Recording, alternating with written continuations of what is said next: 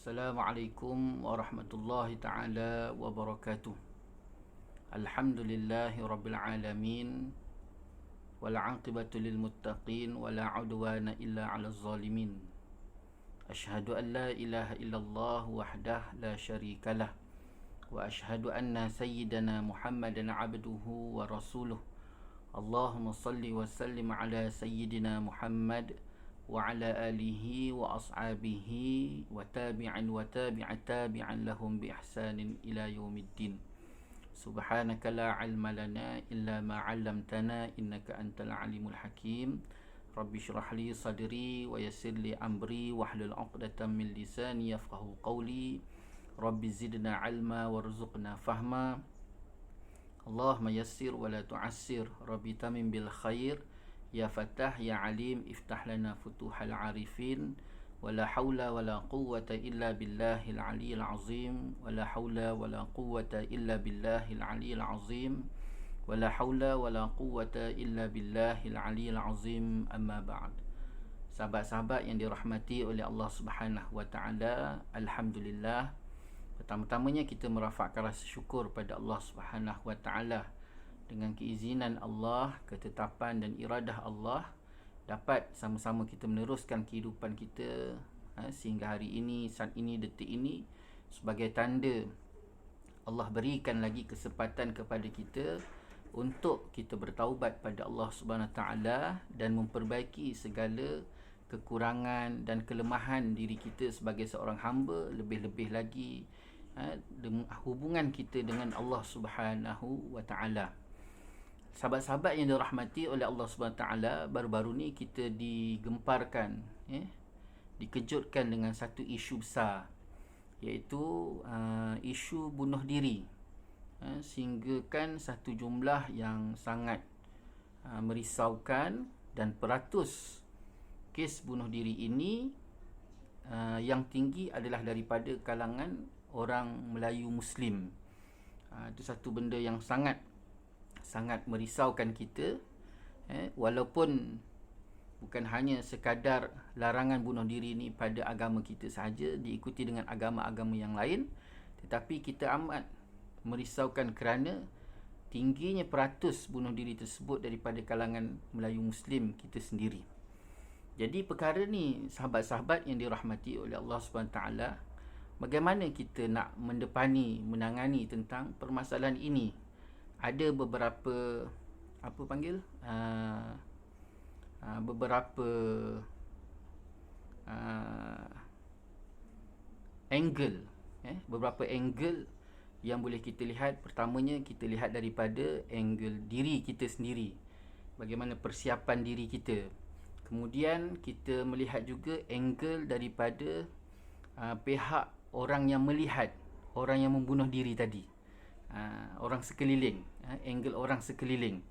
Kemudian yang ketiga, angle pemimpin, yang mana pemimpin ni sudah tentu tidak boleh dipisahkan setiap isu yang terjadi pada masyarakat. Jadi yang pertama sekali, dalam angle diri kita, apa persiapan diri kita, apa permasalahan yang timbul terlebih dahulu sehingga seseorang tersebut boleh mengambil keputusan untuk bunuh diri.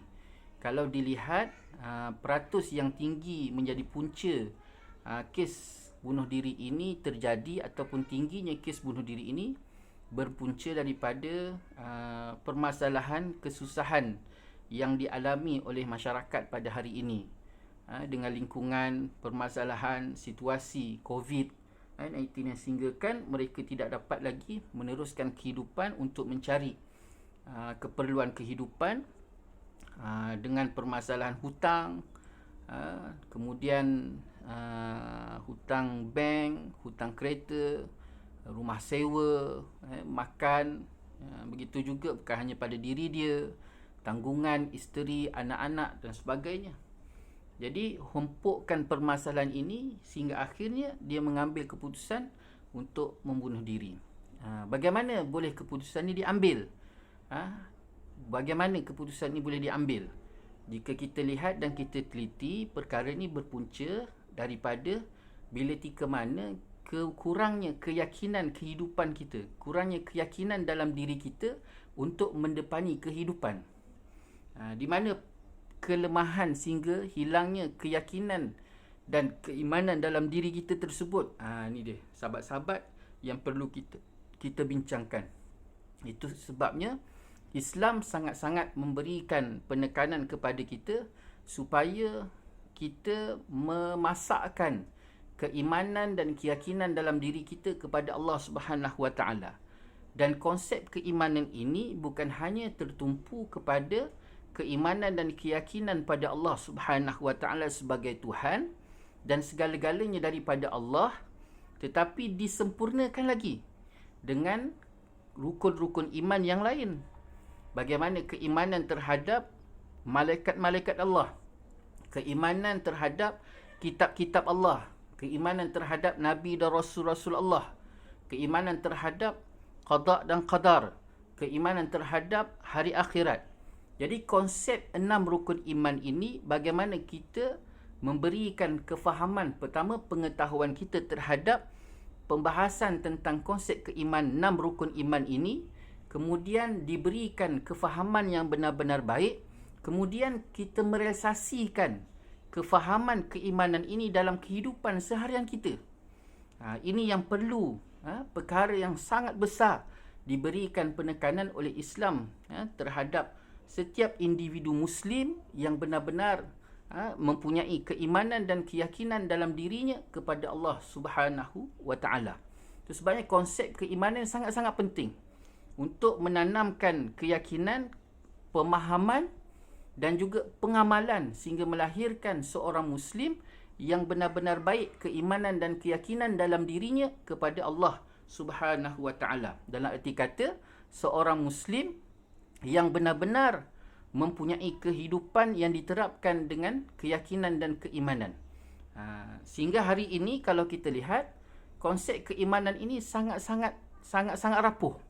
Lebih-lebih lagi dalam permasalahan keyakinan dan keimanan terhadap qada dan qadar, dan juga keimanan terhadap hari akhirat, iaitu hari pembalasan. Kalau benar-benar kita memahami konsep keimanan ini dengan baik dan dapat direalisasikan dalam kehidupan seharian kita, maka sudah barang pasti kesusahan, kepayahan, keperitan yang kita alami saat ini, detik ini, akan menjadi satu kemanisan dan memperdekatkan lagi diri kita dengan Allah Subhanahu Wa Taala.